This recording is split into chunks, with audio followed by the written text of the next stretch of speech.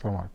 بعد ما الأذان بيدن بنهجم على الأكل وكأنها آخر وجبة في حياتنا. بعدها نبدأ نحس بالخمول والتعب والإرهاق والتخمة وما نقدرش نتحرك. عشان كده تابعني في الفيديو ده عشان أقولك إزاي تفطر بطريقة صحية ما تحسش بعدها بالتخمة والتعب والخمول. أول حاجة لازم تفطر بحاجة خفيفة، إنك تجيب 3 تمرات مع كوباية مية عشان تكسر الصيام وتبدأ تعوض جسمك الصيام ده. بعدها تبدأ تدخل على جسمك شوربة دافية مع طبق سلطة بحيث انك تجهز المعدة.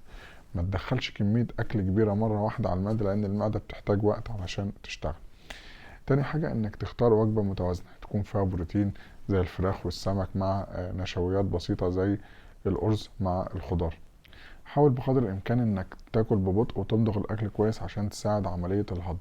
تبتعد تماما عن الأكل المقلي والمسبك لأن ده بيرهق المعدة وبيبطئ عملية الهضم ويخليك تحس بالانتفاخ. تحاول بقدر الإمكان تبتعد عن شرب كميات كبيرة من المية لأن ده بيسبب الانتفاخ وكمان بيبطئ العصارات الهاضمة اللي بتساعد في الهضم. حاول كمان بعد ما تخلص الفطار انك تقوم تتحرك وتمشي عشان ده بيسرع عملية الهضم. بلاش تنام بعد الاكل لان ده بيقلل الهضم فهتحس بالانتفاخ والتخمة. بلاش نشرب شاي او قهوة، ممكن نعوض ده بمية دافية بتساعد في عملية الهضم. لو عملت كل النصايح دي ان شاء الله مش هتحس بالتخمة ولا التعب وهتعدي صيامك بشكل كويس وربنا يتقبل منكم.